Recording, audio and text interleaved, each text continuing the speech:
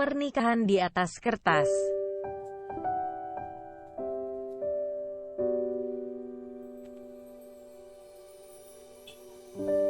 Jangan lupa subscribe ya, dukungan kalian untuk berkembangnya channel Novelku. Jangan lupa tersenyum.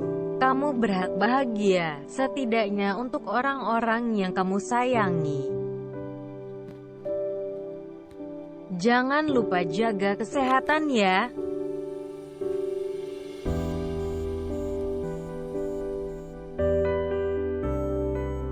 Jangan lupa subscribe ya, karena subscribe itu gratis selamanya.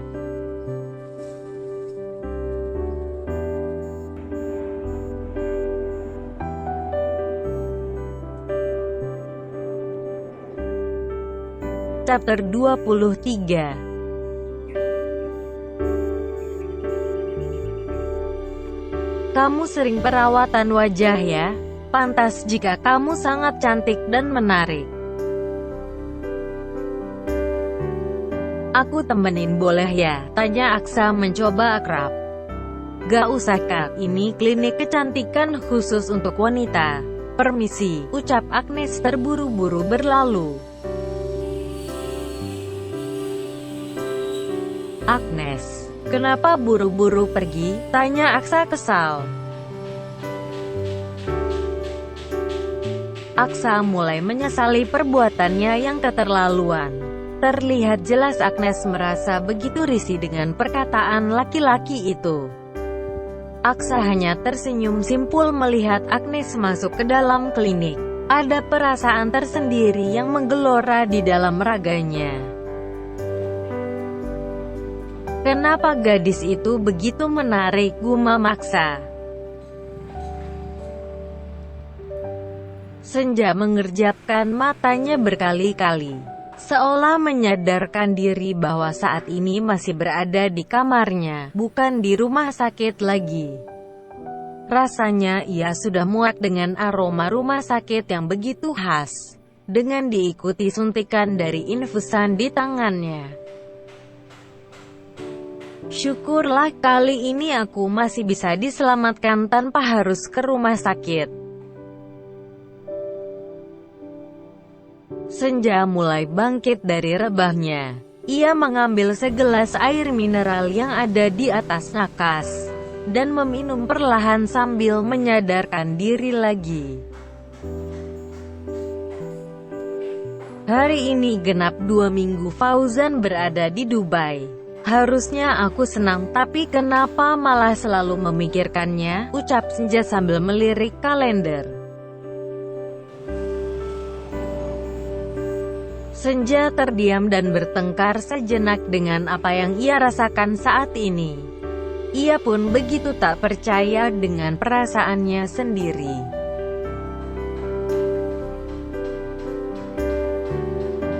Oh iya, harusnya kan aku bisa menggeledah rumah ini untuk mendapatkan surat perjanjian itu, seru Senja membulatkan matanya. Wanita itu bergegas keluar kamar. Ruangan pertama yang ia tuju adalah ruang kerja Fauzan. Perlahan ia perhatikan kondisi rumah di sekelilingnya. Ia tak ingin ada satupun asisten yang memperhatikannya masuk ke ruangan itu.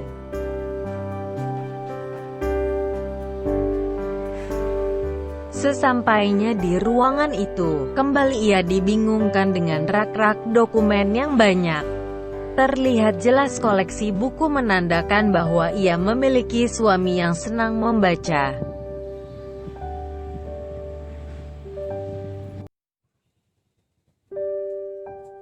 Di mana ya? Kesal Senja.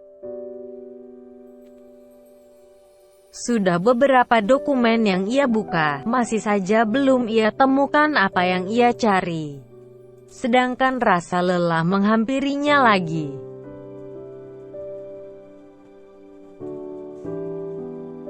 Capek mah, orang kok jahat banget sih, ngapain perjanjian semacam itu pakai disembunyikan jauh-jauh, kesal Agnes sambil menjatuhkan tubuhnya di sofa ruangan itu.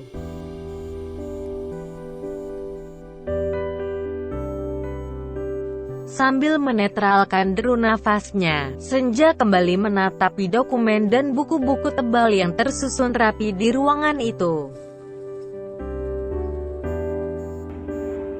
Terlihat beberapa koleksi buku tentang bisnis dan ekonomi mendominasi isi rak tersebut.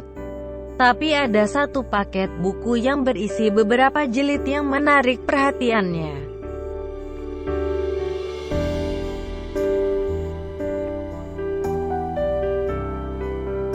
Cara menaklukkan hati wanita, ucap Senja sambil terkekeh. Laki-laki yang begitu berwibawa seperti Fauzan ternyata juga membutuhkan buku seperti ini. Tanpa membaca isi buku itu pun, harusnya ia sadar bahwa pesonanya sudah berlebihan.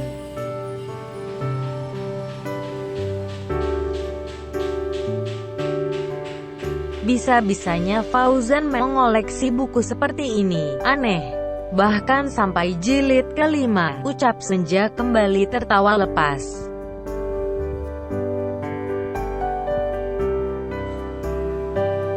Saking lepasnya tertawa, Senja sampai mengeluarkan air matanya.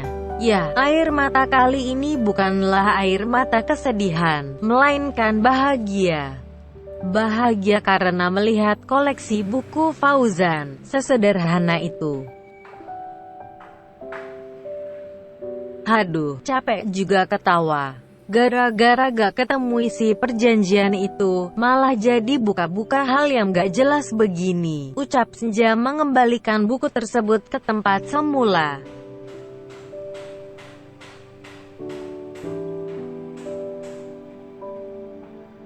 Senja berlalu keluar dari ruangan itu. Tiba-tiba ia berpapasan dengan Biina. Nyonya dari mana? Tanya Biina, khawatir. Dari ruangan kerja Fauzan. Kenapa Nyonya berani masuk ruangan itu? Kenapa harus takut? Fauzan tidak sedang ada di rumah. Lagi pula ruangan itu tidak dipasang CCTV, jadi dia tidak akan tahu apa yang terjadi di ruangan itu. Seru Senja dengan santainya.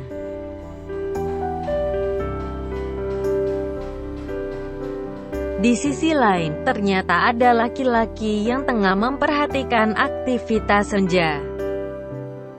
Bukan dari CCTV ruangan itu, tapi dari CCTV yang dipasang tepat di depan pintu ruangan.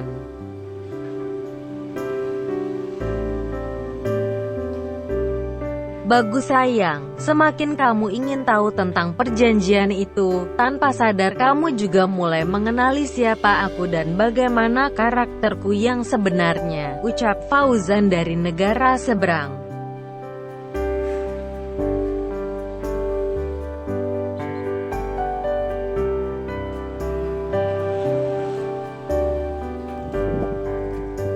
Kurang ajar. Raka melemparkan beberapa dokumen ke lantai. Seketika lembaran-lembaran putih itu memenuhi lantai ruangannya. Sesampainya di Indonesia, Raka mengerutuki dirinya yang mungkin tergoda dengan tawaran perusahaan itu. Kenapa aku bisa sampai bekerja sama dengan orang brengsek seperti itu? Kerja sama dengan keuntungan yang sangat besar itu awalnya sangat ia banggakan. Tapi kini ia justru menyesali dengan adanya kerja sama itu. Tok tok tok. Suara pintu ruangan Raka diketuk. Sedangkan sang pemilik ruangan masih saja sibuk dengan emosinya membara.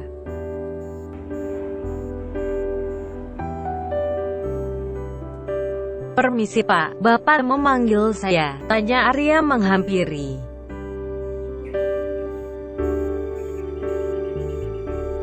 "Iya, silahkan duduk." Arya pun mengikuti perintah dari sang tuan. Ia memahami betul bagaimana amarah sang tuan kian memuncak.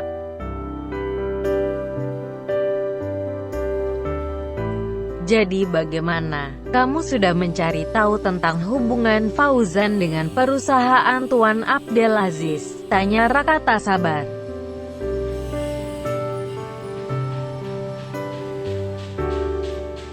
"Sudah Pak."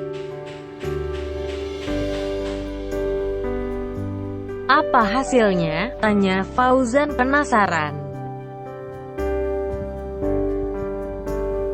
"Fauzan adalah salah satu pemegang saham di perusahaan itu, Pak." Raka terdiam sambil mengalihkan pandangannya. Ia menyesali langkahnya yang terlampaui bodoh saat ini.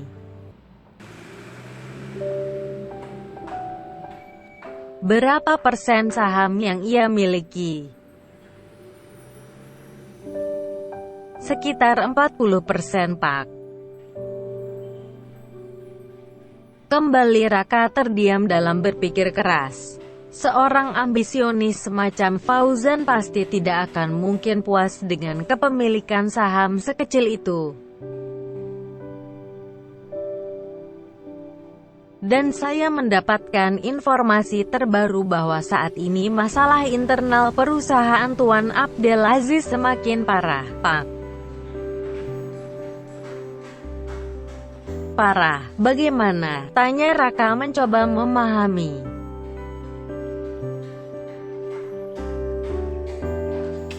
"Hak para pemegang saham akan semakin terdelusi. Ini bisa mempercepat pengambil alihan saham perusahaan itu oleh pihak Adinata Group."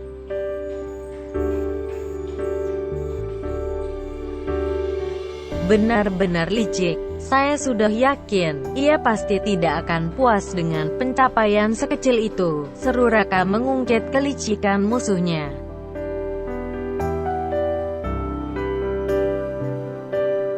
Hal yang lebih aneh lagi adalah ketika pihak berwenang keuangan begitu memaksa pihak perusahaan Tuan Abdelaziz untuk menandatangani surat pengikatan yang syaratnya ditentukan oleh pihak Adinata.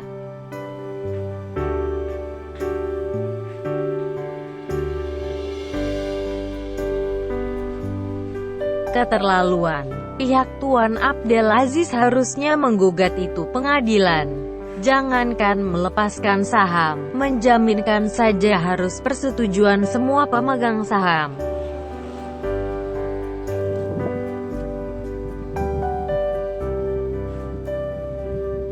Raka kembali menggeleng-gelengkan kepala. Ia tak menyangka, kelicikan Fauzan memang sudah di luar nalar pikirannya.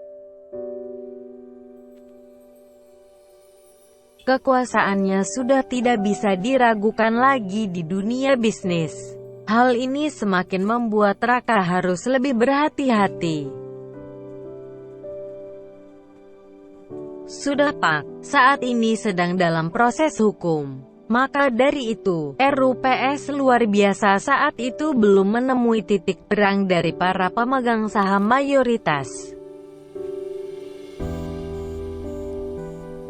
Kita jangan lengah," seru Raka memperingatkan.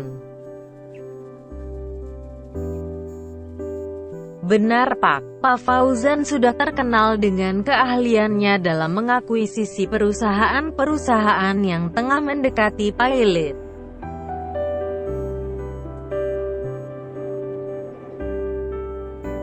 Raka tersenyum simpul. Ia sudah duga siapa orang yang sebenarnya ia hadapi saat ini.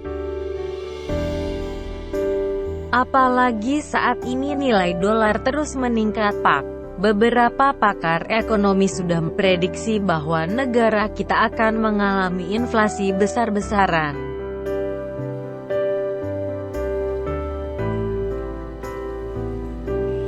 Arya terus menjelaskan tentang semua informasi yang ia dapat.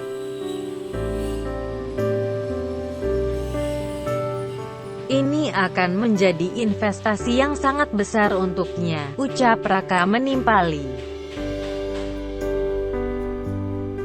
Iya betul Pak, terlebih produk-produk dari perusahaan Tuan Abdelaziz sudah sangat terkenal dan beredar luas di Indonesia.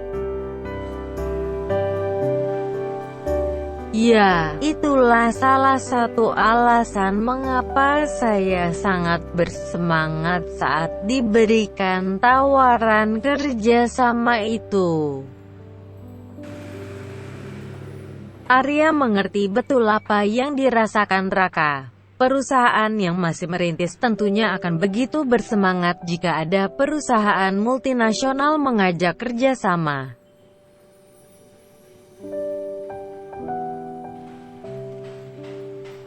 Tapi kita harus berhati-hati, Pak, seru Arya memperingatkan.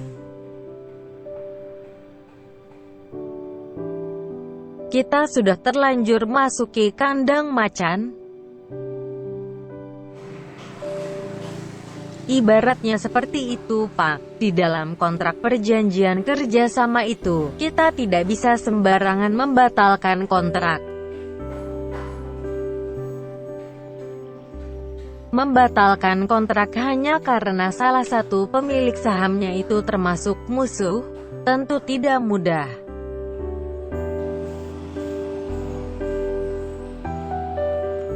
Denda penalti yang harus kita bayar itu sangatlah besar Pak.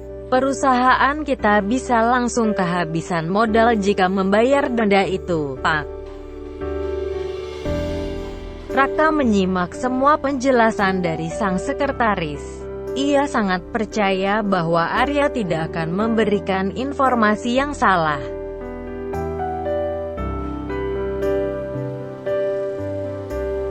Sebaliknya, keuntungan yang akan kita dapatkan sangatlah besar. Ini bisa jadi perkuatan modal kita untuk membuat inovasi produk yang baru.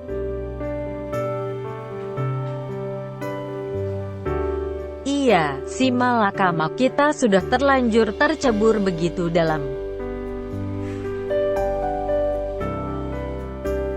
Maaf Pak, saran saya kita ikuti dulu bagaimana tahap yang diinginkan perusahaan itu.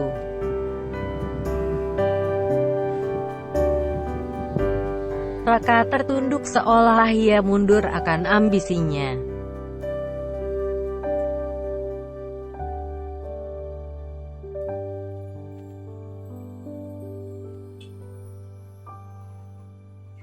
Lagi pula ini peluang kita, Pak. Kita harus banyak belajar dari Fauzan. Raka terbakar emosi kala sekretarisnya memberikan saran yang membuatnya murka. Bagaimana bisa sekretarisnya malah membela musuh dari sang tuan? Raka menggebrak meja dengan kasar. Ia tak dapat lagi menahan amarahnya yang bergejolak. Jangan pernah memperindah nama orang itu di depan saya, seru Raka dengan suara lantang.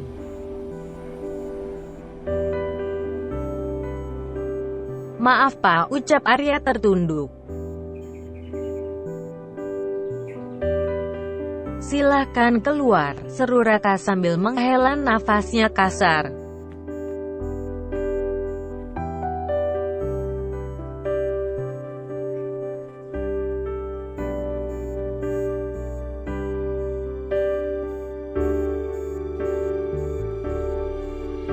To be continue.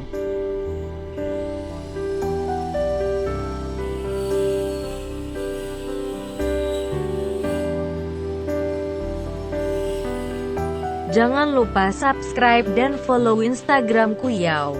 Jaga kesehatan selalu.